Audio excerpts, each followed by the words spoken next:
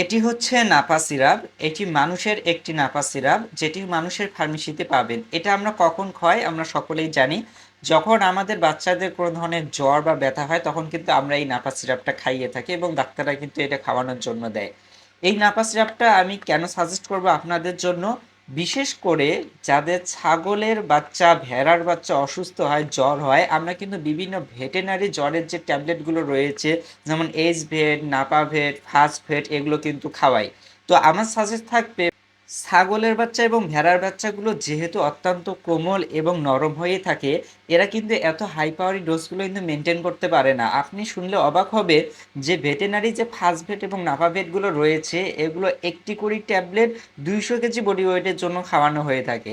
তাহলে এখন আপনি চিন্তা করেন আপনার ছাগলের বাচ্চা এবং ভেড়ার বাচ্চাটার ওজন কতটুকু, আর একটা ট্যাবলেট এনে কত ভাগ করে এক টুকরা আপনাকে খাওয়াতে হবে। যার কারণে কিন্তু আমরা জ্বরে এই ট্যাবলেটগুলো খাওয়ানোর ফলে কিন্তু ওই বাচ্চাটা, ছাগলের বাচ্চা বলেন, ভেড়ার বাচ্চা বলেন, দুম্বার বাচ্চা বলেন, আরও বেশি অসুস্থ হয়ে যায়, দুর্বল হয় এবং মারা যায়।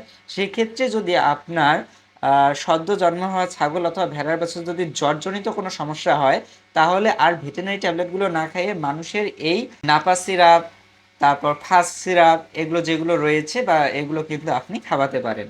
দেখবেন ইনশাআল্লাহ খুব তাড়াতাড়ি সেরে উঠবে।